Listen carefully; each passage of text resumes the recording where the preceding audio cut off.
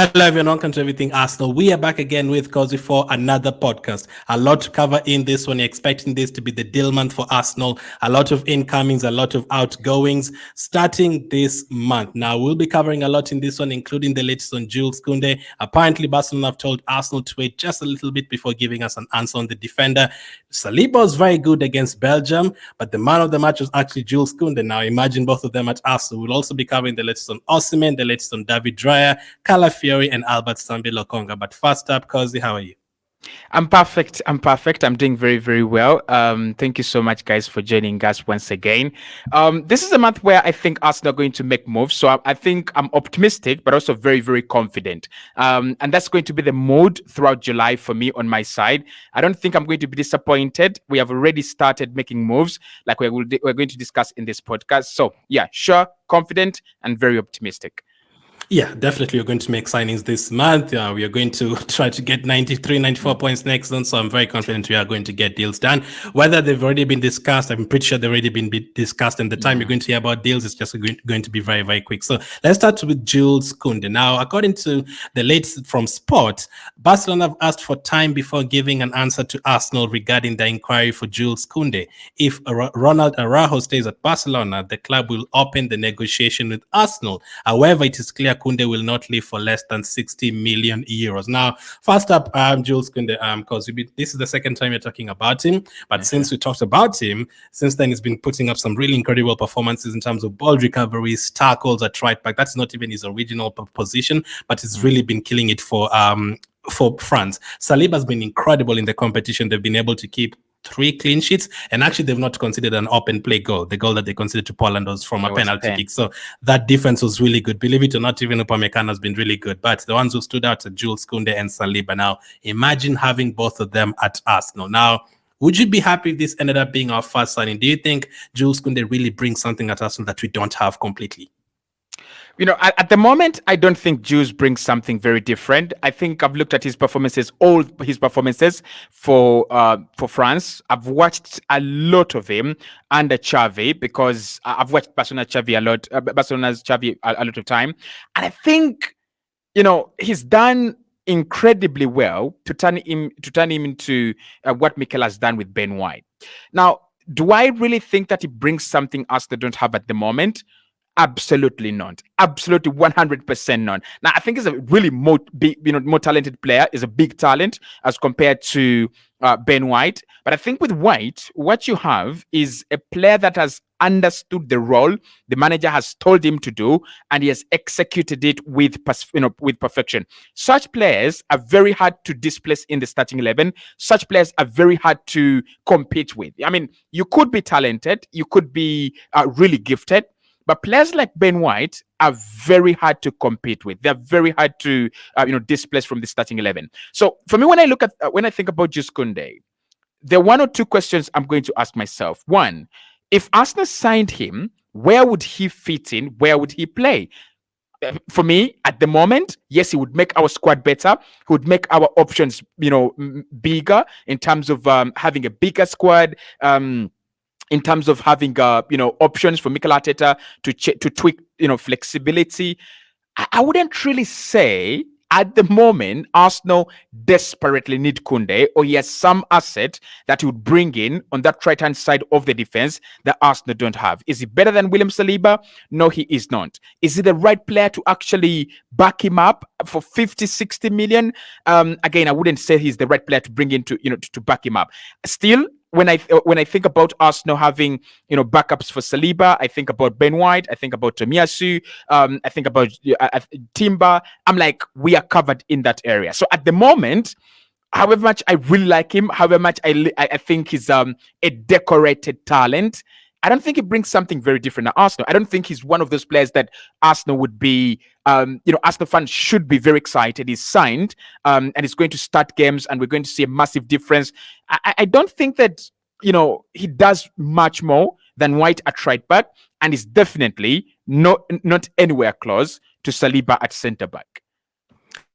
Now, At the Euros, I'm going to ask you about his performances at the Euros. He's been really good. Like Yeah. I watch him for Barcelona as well, but now like since France is on TV every time and that's the one we're watching, I've been focused on him since I know that we're linked to him. He's been really, really good now. He never seems to be overran by the wingers, and on that side you could be up against a Nico Williams, up against a Liao. He hasn't played them yet, but I'd like to see how he'd cope against those kind of wingers. But exactly like a Ben White, he can defend. He was once a centre back, so it's easier for him. And the kind of football direction we're going right now of playing 4 or 5 centre backs, I see why we are linked to him. What have you thought about his performances at the Euros? Have you been impressed, or since you watch the La Liga a lot, do you feel like this is just the same Jules Kounde I see in Barcelona? People are just overreacting because it's the Euros and everyone is looking at him now, or do you actually think like his performances have been really, really good, extra good? I think it's been exceptional. Like in their last game against Belgium, he was man of the match. He was given man of the match in a game where William Saliba, was like really, really good, and that tells you the level at which he was playing. He was playing against Jeremy Doku. He was switching with Yannick Carrasco. Those are really electric, powerful forwards for you to be dealing with. And he had a very, very comfortable game. Not really comfortable, but he had a very good game. He won his duels against Jeremy Doku. Not so many wingers are going to give you such performances against an electric player like Doku. So I think this Euros, he's one of the standout performers for France and one of the standard performers at the tournament. If I was doing a combined 11 of every player that has had a good game or a good tournament, Jules Kounde is definitely into that. Definitely in that 11 of the players that have actually done well. So, and I think that is why Mikel Arteta and all these other clubs. I don't think Arsenal will be the only club that are looking at him. I think. He's a player we've admired before. I think Chelsea have admired him, but Liverpool have admired him as well. And this performance says, given the fact that, Barca could be selling, all these clubs are now going to be having conversations about him. All clubs are going to be scouting him. They'll be, pointing pens at him. Necessarily, that doesn't mean that we're signing him or they're signing him, but it means that they're acknowledging how good he is. They're also acknowledging the fact that he's a rare opportunity on the market. And if anything could be done, you never know. But at the moment, yes, I would say one of the standout performances at the Euros, really. Yeah, for sure. He would be in my combined 11 as well so far for the Euros, and probably if France get further, he could be in for the tournament, the whole tournament. Now, what they're saying is Barcelona have asked for time before giving an answer to Arsenal regarding the inquiry for Jules Kounde. So they're waiting for Ronald Araujo, who is also currently playing for Uruguay. Copa America and Uruguay are doing well. The likes of Colombia are doing well. So I'd not be surprised if Uruguay go further in that competition. So we'll really need to wait now. For Barcelona, like if you put your mind in as a Barcelona fan, do you think they would actually keep Araujo and let go of Kounde? Or do you think Kounde is the one who's going to stay and Araujo going to leave and we're wasting our time? 100%, 110%, Ronald Araujo is not going to leave FC Barcelona unless it is a very, very bad situation financially and they have to sell the whole team. If they're going to protect talents in that team, it's going to be Yamal, it's going to be Pedri, it's going to be Araujo. Those are the building blocks in that Barcelona team, and probably ter Stegen. Those are the building blocks. Those are the untouchables in that Barcelona team. And Gavi. The rest of the other players can be sold. Kounde can be sold. Anyone can be sold. De Jong, at some point in time, they are forcing him to join. Balde can be sold as well. I think each and every other player at Barca, Rafinha, regardless of whether you joined yesterday or you've just joined, you can be sold. Apart from the players I've talked about. So Araujo is one of the best young centre backs in the world right now. And as they look to build a partnership with Pau Kubasi, they are not going to make that mistake. I know Barca have made a couple of mistakes, but they've made it very clear. Fabrizio has reported it once time in, time out. Man United were interested. Liverpool were interested. Chelsea, of course, like them, they were interested. And he said he is untouchable. They see him in the same bracket as Pedri, Gavi, ter Stegen. Those are players that Barcelona build on. When you think about Barcelona, you think about Pedri, you think about Yamal, you think about ter Stegen. Those are players they cannot let go. So I think if they're going to sell, and they will have to sell, they might do a bit of a Newcastle, strategy where Newcastle decided to inflate the prices of Anderson and inflate the prices of, Yakuba Kinte. Is it Minte? Something like that.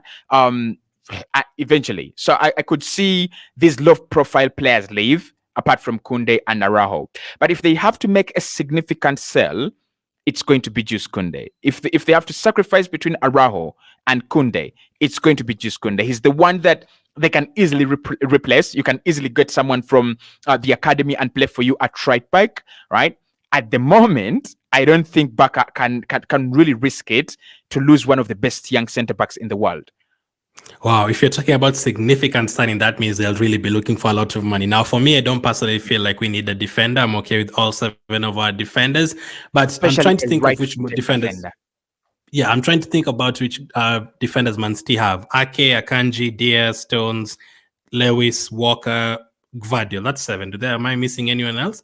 I think that's 7 defenders. I don't know if they have any others. I don't know if they're going to add any others in the transfer market, if anyone else is going to leave. Obviously, the likes of Laporte have left previously. 7, 8 defenders. So we can't have 7, but we still know a couple of them could end up leaving. But that is on the left side. The right side, you really have some, unless, the media is giving us, maybe false information in terms of maybe Tomiyasu is still going to be play as left back next season, or a Timber or someone. But we've been told that Timber and Tomiyasu are going to be used as backups for Saliba and Gabriel. That is what we've been told. So maybe not really the right side. But Kounde, maybe going to the next level, you need 2 very incredible players in every single position. Now, the other question, Kosi, is he worth that 60 million euros? And can we afford to spend 60 million euros right at the beginning of July, or as we wait for the answer before we spend that money on a striker and a midfield? And also, so you're saying they will sell him instead of Araujo, so that means it's okay if we wait for him. We wait in terms of signing a defender. You can say, okay, we're waiting for Kounde. Let's sort of the other positions, but we're waiting for information on Kounde by the end of July or something.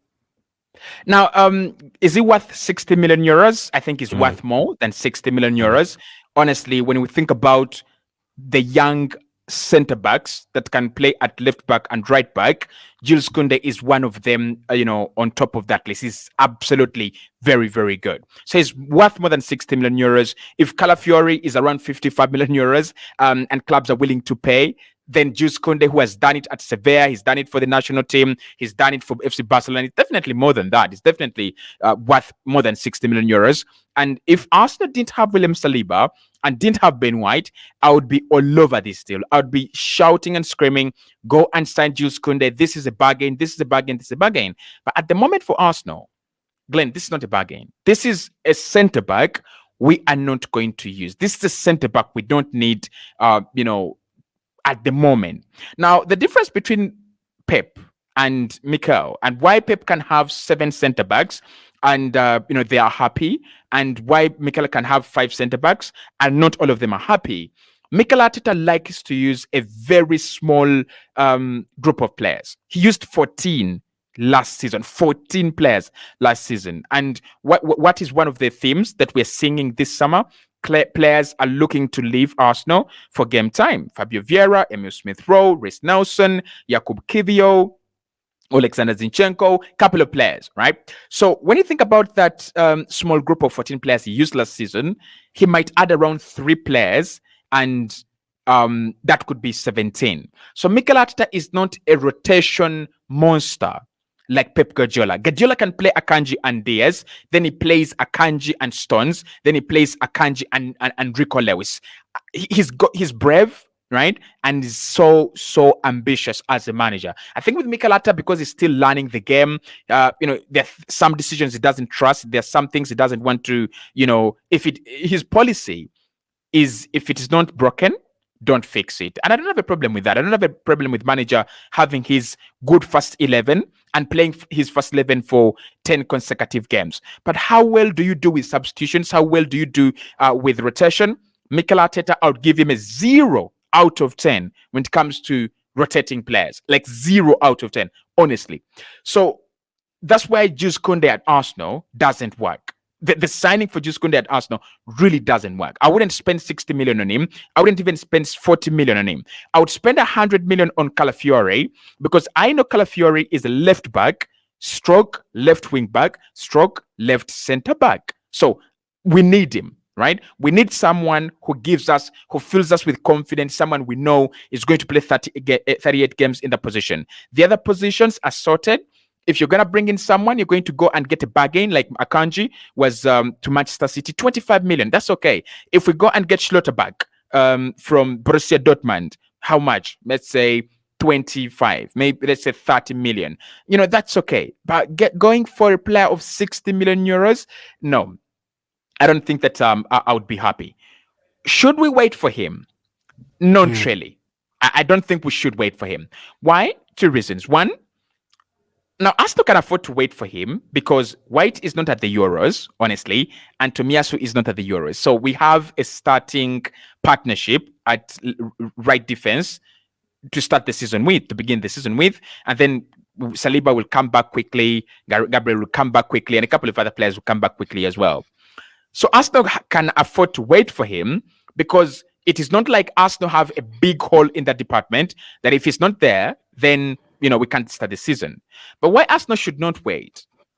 Get that 60 million euros, sell one or two players, go and get Victor Gyökeres. That's the player you need. Go and try to, scoop Joshua Kimmich. Give him a lucrative deal. That's the player you need. Go and try to beg Newcastle for Bruno Guimaraes if you really feel like you want to waste money. Go and waste money there. He will be a valuable asset. That's the player you need. So for me, I wouldn't be really happy with him as a signing. Actually, I wouldn't be happy with Arsenal waiting to get a player that Mikel Arteta theoretically thinks, if I get him, this guy would make my team better. At the moment, we need some quick fixes that need to happen, and it's not just Kounde to fix them.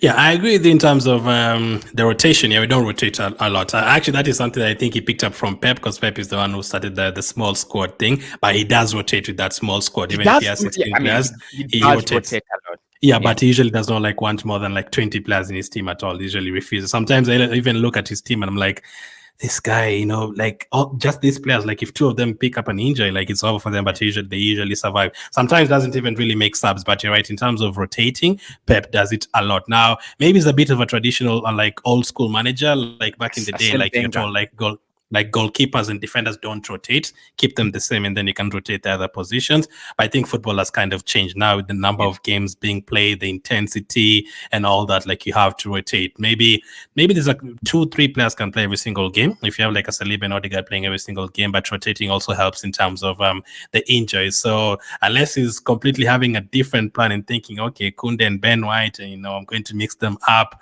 and all that, it's just shock on us because we hear that Ben White for 50 million. I don't think that is necessary. I want Ben White to stay. He's going to be our starter. I'm absolutely fine with that. So we're going to wait for what is going to happen to this deal, the development in terms of this deal. But this could definitely maybe happen or not in July. We're definitely going to have an answer in the next 1 week or so. Now, the money causes just the word wasting money. Now, I think a lot of people want that money to be wasted on the forward positions, and one of those players is Victor Osimhen. So the latest on him, this is from Fabrizio Romano. Victor Osimhen's plan is still to leave Napoli this summer's movement is expected soon. After a quiet June, Napoli expect proposals to arrive for Osimhen as he could be on the move. The release clause is around 120 million euros. Preference for Premier League, but story still open. Now, yeah, we already know they're not going to get money for 120. They're not going to get 120 million for Victor Osimhen. We've been told that they're going to take it down to 85 million, or they're asking for less money. But I still think the demands could still be high in terms of wages and all that. So it's not a deal that is going to be very, very easy to do at all. But Fabrizio does say that he's not changed his mind. He still wants to move to the Premier League. We are still the team that wants him in the Premier League. Unless, do you feel like by the time you get to middle of July, a random Premier League team is going to come in and say, actually, we have the money?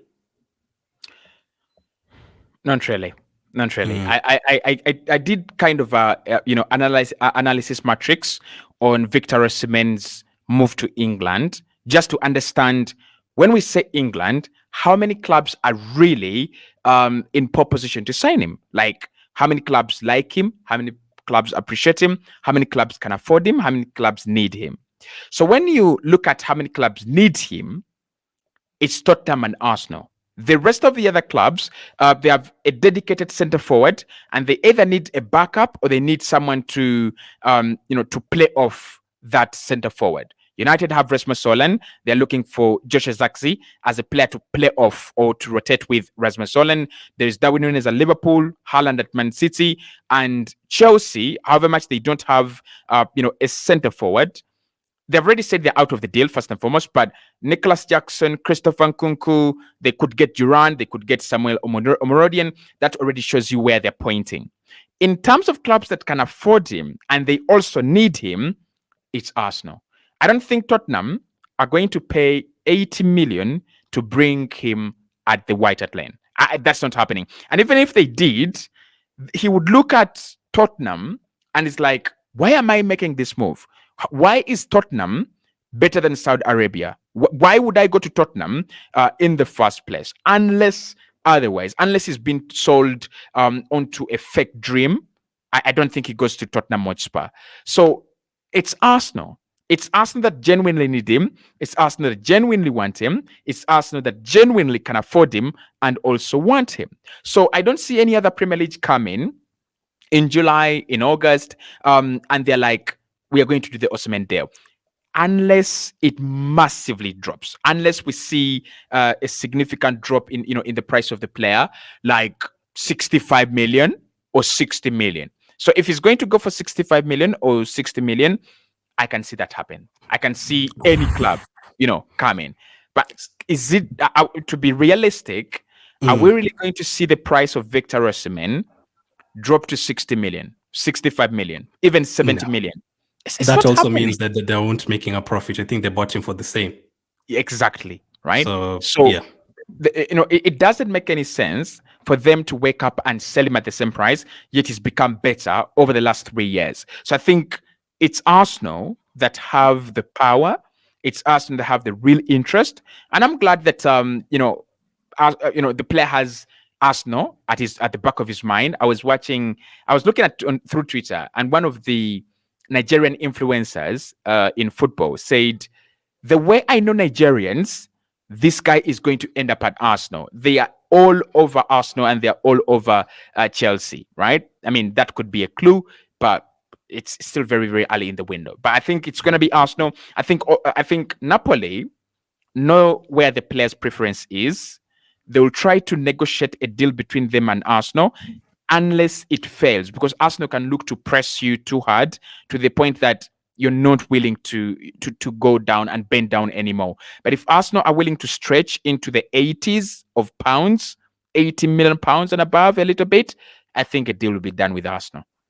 The most I can see Arsenal maybe offering 70 million plus 10 million in add-ons or 12 million in add-ons or something like that, but a total package of around 80 to 82 million. Now, if they go and they pay the 85 million for him, I mean, a lot of Arsenal fans would be happy and they will have shocked us. And, a lot of people want a striker who can improve the team. So if you go and get someone like that, then it would be great. Now, time we talked about the discipline and the thing, a lot of people dived into the comments and said, listen, yeah, I don't like Osimhen because of this. I was actually surprised. People are commenting, I'm a Nigerian, but I don't want him close to our team. Yeah. He's done way too much. I don't want him to affect the country and the club I support at the same time. I was like, oh, this is actually crazy. But we know that if he came to us, so you would get the goals for us. And if he's the only option, you definitely get him. And it's not too many times that you hear a striker like this, like it's only Arsenal who want him. But there has to be a reason why Arsenal is the only team that wants him, and that the main thing is because of the money. The money that is being demanded is way too much, and the wages as well on top of that is way too much, and there's problems with discipline and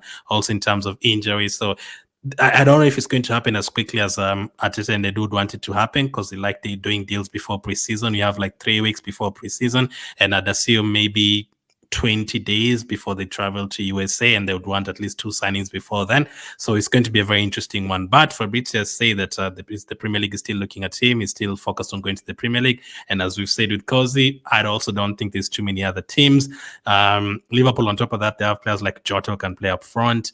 And it's literally just us and Tottenham. And it's just pointing out to us. Those are the 2 teams that really look at strikers. Unless Aston Villa shock us and they drop Watkins and something, I can see it happening. So it's only really Osimhen. And maybe if Chelsea revisit the situation, because I'm used to that Fabrizio Romano tweet Chelsea had left the situation, but now they're back in. Maybe Chelsea, if they revisit the situation, and that will depend on Enzo Maresca's, choice as manager. If he really likes Osimhen, then I can see them break the bank for him as a manager to impress him as new manager to show him how serious he is. But I don't see Chelsea come back to revisit the situation. Would you like? Go ahead.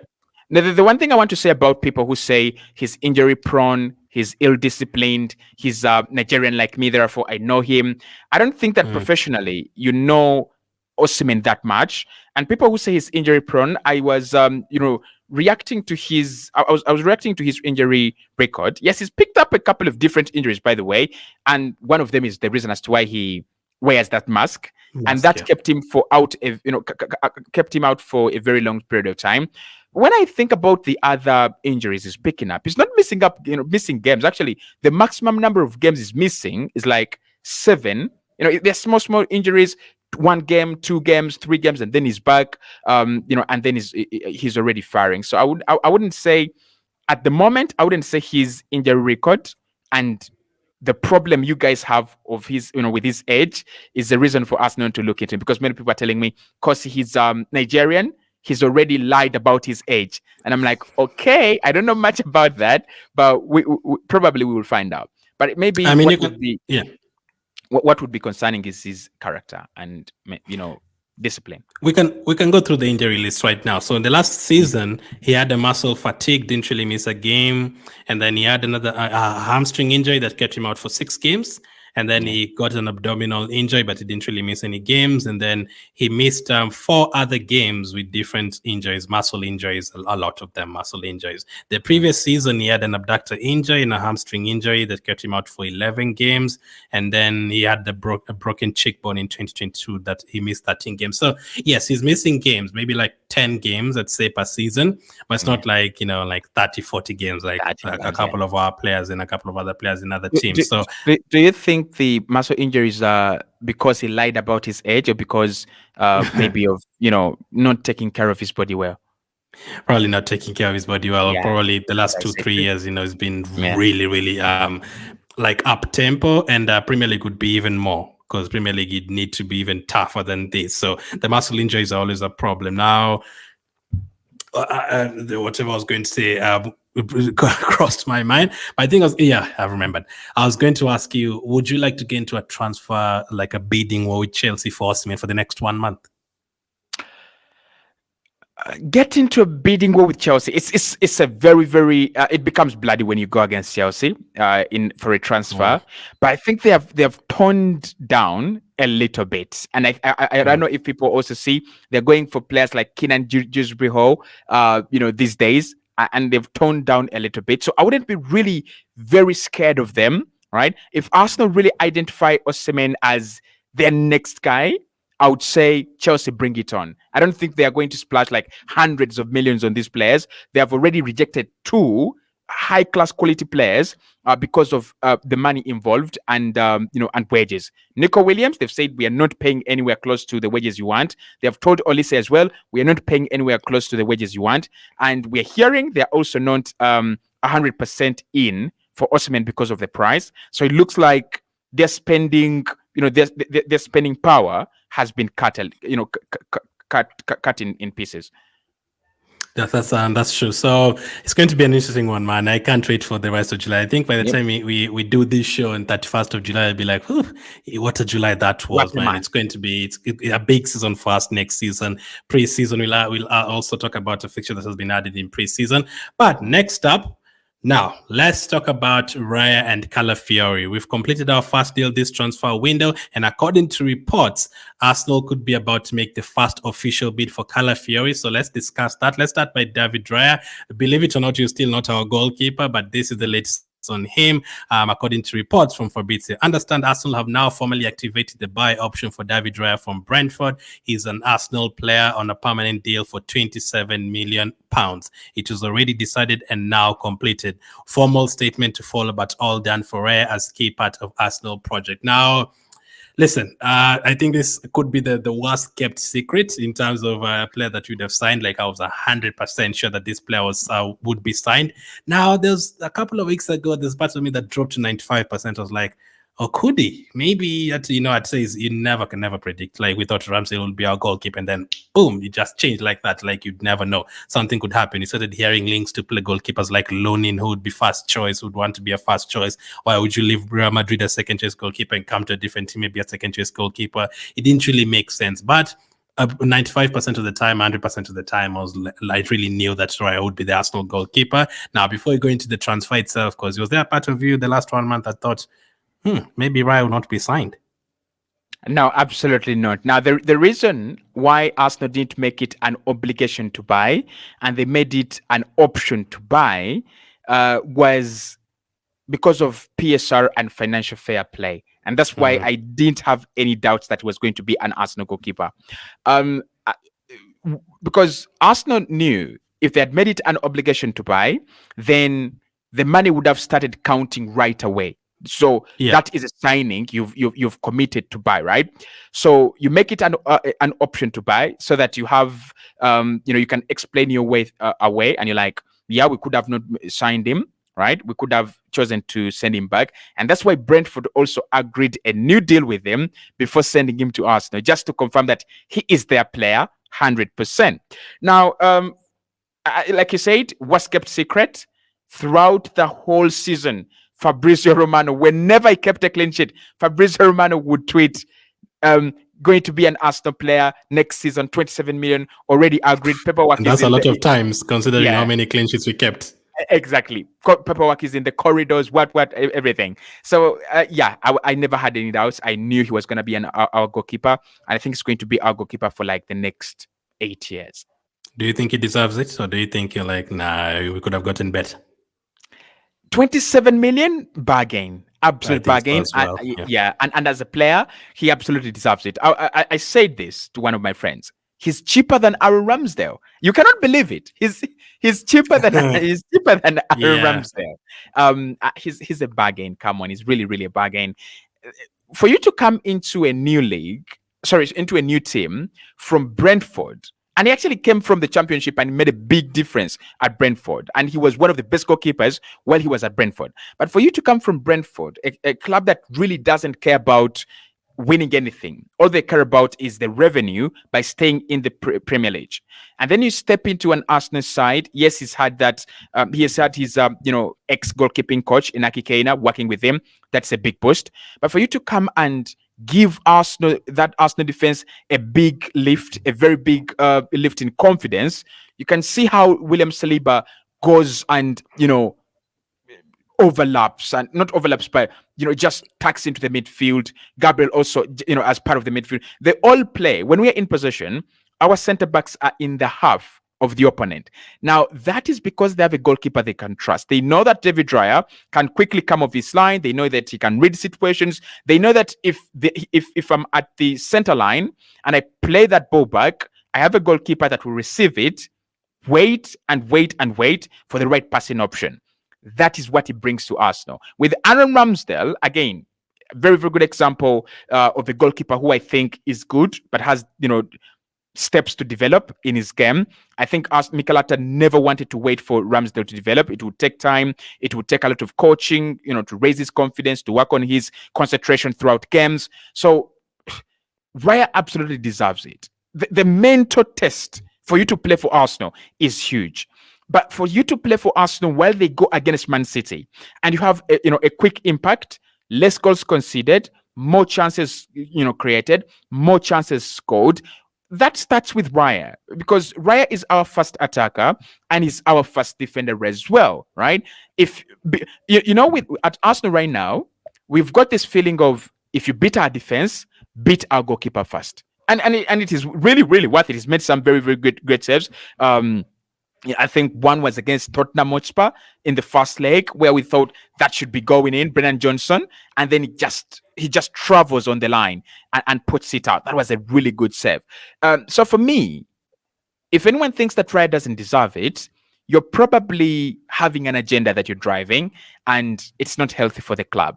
Raya is one of the best goalkeepers in the Premier League. For me, top 3. Yeah, thank you for bringing that up because you notice like September, October, there's a lot of Ramsdale and Yeah. Raya, discussion and all that. But the moment you go to January, February, March, April, May, that story died down, and that was because we didn't really feel like this is a position that we really, really want to improve. And asking fans throughout the transfer window so far and before the transfer window started, which positions you want to sort out. Not many people say damn goalkeeper because Raya's been really good. Now mistakes will happen. Yes, I know that he gave away the goal against Lons. I know Paul said he should have been closer to his line against FC Porto, against Galeno, like a couple of mistakes here and there. But most of the time, that's because you said we are able to push forward knowing that Raya can cover, knowing that Saliba and Gabriel have the pace, like they have that connection as well. I think it's done very well in terms of aerial set pieces from other teams. Yes, maybe once or twice you feel like we should have done better, but majority of the time it's been really good, and sometimes even helps us in terms of attacking, like against Crystal Palace right after we went to Dubai, that pass to Jesus, like he has that in his game, and we are able to improve our defense and improve our. It's not just even just defense, because people will be like, Raya doesn't even do anything; it's just the defense. No, I don't agree with that. Like the leadership there, like the communication, it's Saliba and Gabriel. For us watching on TV and some people watching in the stadium, that feel like he's not doing anything; he's only making one save in the game. But there's a lot he's doing. Another thing I love about Raya, Kosi, is the interviews I see him whenever he's talking. I think he got interviewed by Thierry Henry sometime after we played the Champions League game, and they can tell his mentality is very high. He's also a family guy, and whenever he's asked, "Are you happy with the 2 clean sheets we've kept?" He's like, "No, I wanted 3. No, I'm not happy that you consider this past game. I think I should have done better." He takes responsibility as well. If he does a mistake, he says, "I made a mistake." Like for me, during this season, I think I gave him an 8 out of 10 in terms of the season. What was your rating for his season overall? For me, for his season, for me, I would go with an 8.5. 8.5 Wow. out of 10. He was incredibly important for Yeah. our last part of the campaign. He was so solid and very, very, very quick. I like the fact that when teams are bringing in crosses, we don't have to mind. Actually, when we are facing crosses, 2 of our forward players start making runs before Raya picks up the ball, because they know he's going to pick up the ball, and he's got the intelligence to actually play that ball and find them. He's got that quality to find them. So just 8.5, but I think we will see a 10 out of 10 from him, a 10 out of 10 in terms of his season. Wow. So in terms of there's a particular game, 1 or 2 games out of this particular 3. Tottenham away when you are leading 3-2 in the last 10 minutes, against United when you're leading 1-0 in the last 20-30 minutes, and against Man City in the last 10-20 minutes. Those games, there's some crosses being put in, and you'd come and collect them, and everyone would feel so relieved and calm. And this is coming from someone who at the beginning I was almost in tears realizing that Ramsdale will not play for Arsenal again. Like we did a show with Kosi back in I think August or something. I was like, nah, Ramsdale. People are making fun of me. I've been like, nah, he's being replaced. We need to move forward. I really loved Ramsdale, and he was a very good goalkeeper for us. I went on TV and I said he's better than Alisson. That's how much I rated Ramsdale. But Raya's come and he's taken, the kicking and all that is very comfortable in terms of it. And unfortunately, you don't get to see Ramsdale playing for England because we're picked for players every day. But we did see Raya playing for Spain recently, and he had a very good game, be it against Albania. There's still shots to be saved. He made like 3 or 4 very, very good saves, and he looked very comfortable in that game. So he can perform at a club level and at an international level as well. Yeah, and as we say, that's a loves family people. Like it's crazy. Like if you follow them on Instagram and stuff, you'll be very surprised. You'll find Odegaard's wife hanging out with Havertz's wife. You see Raya's grandfather hanging out with Ateta. You find like it's so crazy. Like it's like everyone is just so connected, and that's loves that. And Raya is such a family guy as well, and is nowhere near his prime as well. He's nowhere close to 30. Is 27, 28 now? Yeah. So he's nowhere near 30, so still has a couple of years before he gets to that. So he can stay here for a long time. And I think 27 million, as Kosi said, I think that is a bargain. That is a very good price. Now, that is the first official signing. We now have a goalkeeper. You think that definitely suggests that Ramsdale is going to leave? Or do you think there's still a chance he's going to stay? Well, when I look at Ramsdale's mentality, he's been first choice goalkeeper at Arsenal, at Sheffield, at Bournemouth. He's going to leave. He's gonna leave. So that is the first signing that we made this summer, but could this be the second signing? Now, according to reports on Calafiori from Fabrizio Romano as well, Bologna expect Premier League clubs to bid for Riccardo Calafiori. Director of Bologna, Giovanni Sartori, said, I think he will not end up joining Juventus. Probably he can go abroad in case we decide to sell him. So it's going to be very hard to hold on to him, especially if bids come in for him, which we're expecting bids to come in for him. So this could be the closest we are in terms of making a bid, and it could be for Calafiori. Now, if Premier League clubs make the bid, I expect Arsenal to be one of those teams that will make the bid for Calafiori. Now, when you talked about Calafiori, it caused a week ago or something, we were talking about 60, 70 million. Now, from what I've seen from different reports, I'm not going to put them on screen because I'm not like 100% sure that is correct. There's talk about 42 million. Now, we'll come to that. If it's 42 million, it's crazy. Fabrizio also said, now that Italy are out of Euro 2024, Bologna expect Premier League clubs to jump into the race for Riccardo Calafiori. Arsenal are keeping a close eye on the situation, but let's see how they will move. He's been scouted by Chelsea this year. Liverpool could also be one to watch, though at the moment there is still nothing concrete happening there. But that was the previously before he said this. This is the latest. He has said that bids are incoming now. First up, do you think we should be jumping on this one right away, Coach? Like without wasting any time, this bid should already be in 40 million bid right away. I think it's very important to talk to the player first before rushing into with the bid, because this is one of those where the player is attached to a team. He's got a team he wants to play for, and I think him being Italian, he would love to stay in Italy. He might be attached to the country, the environment, the people. His family are there, his friends are there, so he might be looking to stay in Italy vis-a-vis moving abroad. Not many players actually find it easy to move and adapt to life abroad, but they move there for the money, they move there for the experience, and so many other things. So I think this one where Arsenal should be quickly trying to talk in Riccardo Calafiori into signing for the club. This one is where you talk to the player and make him change his mind. Try to show him the bigger picture. Why sign for Arsenal? Why not Juventus? Yes, you're not even a Juventus fan. You are a Roma fan, which is something I really, really like, because if he was a Juventus fan, we don't stand a real chance. But still, he wants to play for Juve as the biggest team in his nation, in Italy. We know that thing happens. But at the moment, Arsenal's biggest job is not Bologna. Arsenal's biggest job is not Juventus or Chelsea or Liverpool. Arsenal's biggest job is to convince the most highly sought after a centre-back in world football that we are his real destination, that we are his best destination. That's going to take some time. It's not going to be about money. It's going to be about project development. If I go away from Italy, how sure am I that I'm going to keep my centre back position next to Bastoni? Because that's the question he's going to be asking himself. There's so many young centre backs there, in Italy. That's the first question he's going to be asking. What if I'm playing abroad and I can't get into that Italian national team defense? So that's why many of the players prefer to play home. Spain, we have seen you have a bigger advantage. Italy, Germany, and all these others. So I think this one, yes, jump onto it, but jump onto it in terms of talking to Riccardo Calafiori. Yeah, convincing the player at the moment. Now, we've been linked to like 5 or 6 defenders this transfer window so far. Branthwaite, Hato, Kounde, Diomande, Tinkinasio, a couple of others, Kadioglu. Now, the two that have really excited me, like, wow, this, the kind of game that they play, number one for me is Calafiori, and I'd probably have Kadioglu by the style of play.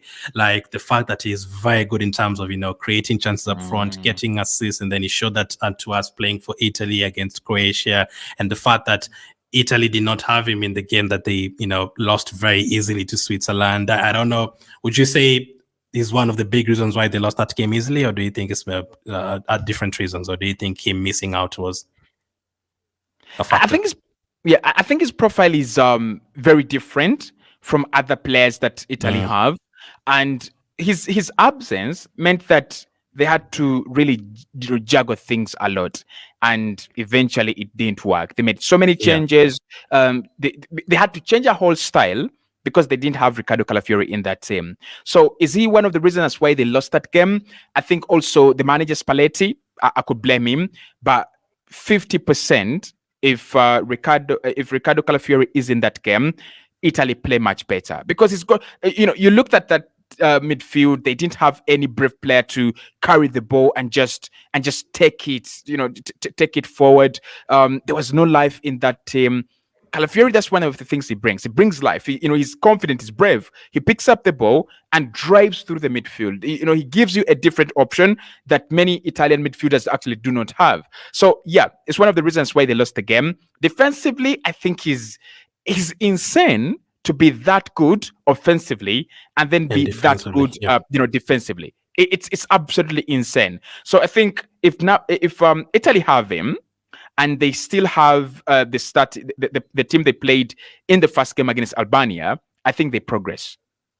Yeah, you're absolutely right. So again, looking at the chances created last season for Bologna, they assist the passing accuracy and what is done for Italy this tournament as well. So far, aerial duels, interceptions is very good in both on both sides of the pitch. It's not easy getting a player like that. So they're discussing 42 million or something, but I'm sure Bologna would go for at least 50 million least, I'd say. But you never know. Maybe a team like Bologna would be happy with 40 million plus add-ons, and then that becomes a very quite a bargain, because playing on the left side, he can play as a centre back. Is, as we said, both sides, as in terms of going forward and defending, it'd be a very exciting signing. So the moment bids come in, be sure to find them on Everything Arsenal, and also, because this channel link is in the description. Next up, let's talk about Albert Sambi Lokonga. Now, the recent update on him is that from SR Collins, Albert Sambi Lokonga has emerged as a serious transfer target for Sevilla. Sevilla understood to be interested in the Belgian, with the possibility of either a loan or a permanent deal on the table. Now, again, they kind of offered a loan. They're not really sure about buying him and all that, but I think he only has like 2 years remaining on his contract. So it's that I asked Cozy last time, can we send him out on another loan?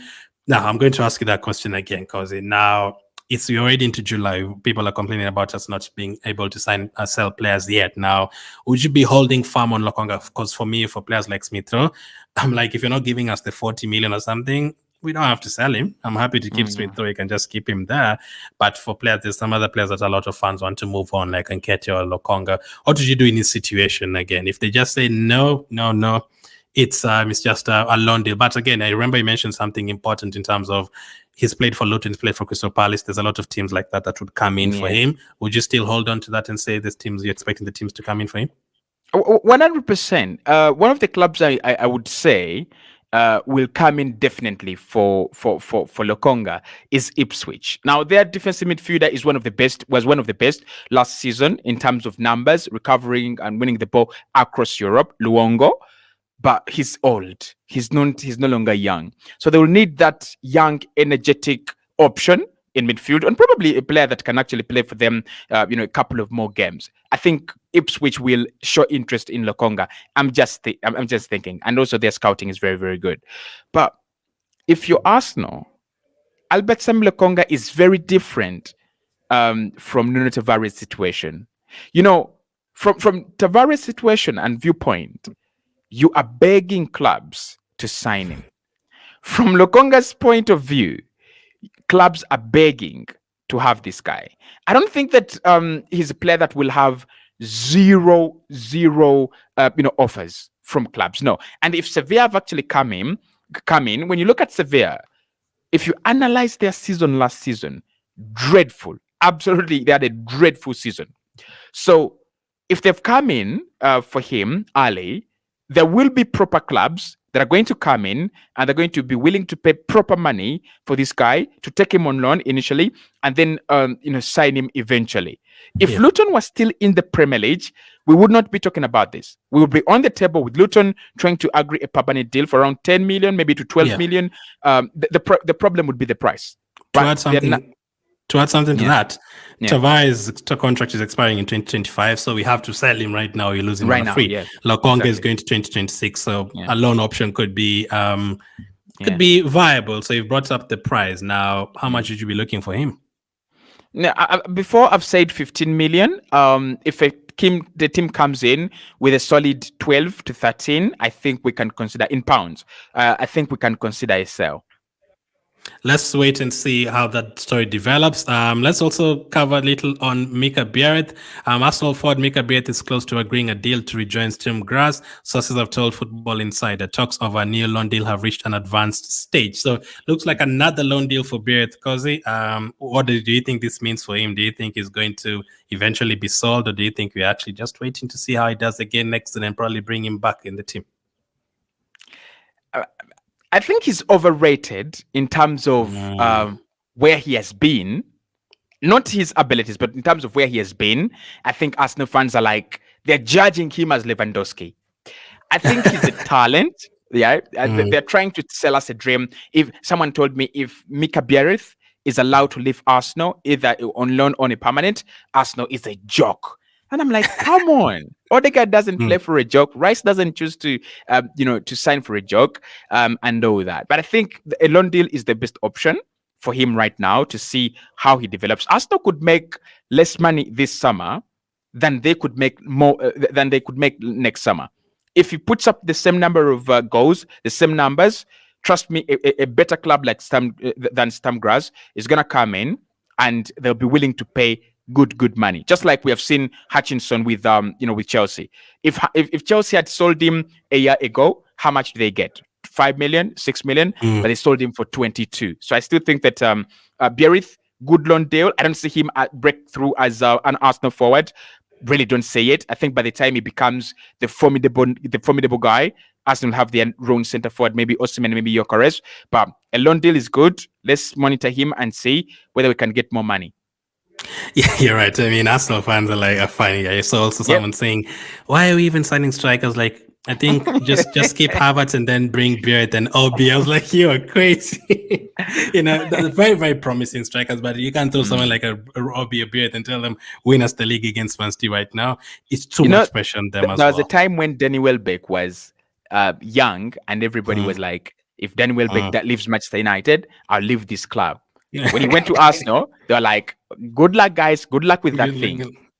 Yeah, it's that's how it works out. But I'm still having a lot of confidence in Biereth and Obi for the future. Let's see how that one goes. Lastly, quick update on fixtures. Arsenal will play Bournemouth on Wednesday 24th, and that's another preseason fixture that has been added. We will cover preseason fixtures closer to get to it with Cozy. But the question I have for you, Cozy, in terms of preseason fixtures, that is now 1, 2, 3, 4, 5 games scheduled now. Last summer, I think we played 6. There's another summer. I was looking at them yesterday. There's another summer we played 5, another 6. Some teams really choose to play 3 at most. Now, are you happy with the 6 games, or do you think it takes a bit too much away from us before the season starts, or you don't care at all about how many games you have? It doesn't really matter. No, it doesn't really take so much, apart from if we pick up injuries in those games. That is the worrying part. It's going to be a hectic start to the campaign. I wonder why he has compacted these games right there. And you look at the profile of teams we're going to play. Man United, Liverpool, Bournemouth, Lyon, Leverkusen. The profile is it's intense, right? I would have preferred Liverpool mix it up with Bournemouth, then Manchester United mixed up with a club like Celtic, something like that. But high intensity games. But they prepare you for what is coming. There's a time, I think it's December. Our fixture list in December is insane. I was like, guys, relax. With United. Exactly. Why are we playing 2 games in November? Why are we playing 2 games in October? And we're playing 17 games in December? Like, what is going on? And I think the Premier League really don't care, honestly. They really don't care. As long as they're making the money. They know that's when people are at home. They have done shopping. They're, crunching on crisps and American flies. Sunday roast, watching football. So, yeah, exactly. So I think it's to prepare you for what's going to come. As you recover, as you re-energize, you're already strategizing and thinking about Manchester City. If Manchester City beat you, and you're euregizing about how you lost that game by a knocking in the Champions League. By the time you're done with that, you have to Crystal Palace, and then you go into the Carabao Cup. So just to prepare us for what's going to be coming. Yeah, you're right. So back in the day, you'd go like, teams here and there, a small team here, then big team here, then small team here, big team there. Arsene Wenger's preparations. I Arsene think these Wenger's days, preparations. I think this day is about money. That's why they go with big Yeah, teams, and also big they go teams. to Yeah, USA every time. yeah, Back in the day, it used to be Australia sometimes, China sometimes, yeah. but they also try to make the money in terms of all that selling and I all mean, that. So back in the day, when I followed preseason a lot with Arsene Wenger. We could play like grasshoppers like a million times. We could play like basso a million times. But I think football has really changed. football has changed. So we're going to discuss more on preseason the closer we get to that. It's going to be an interesting one. Very, very good teams to face. I can't wait for a game against Leverkusen. But let us know what you make about the transfer we talked about. Make sure to catch up with Cozy as well on his channel. Thank you for watching, and I'll catch up with you on the next one.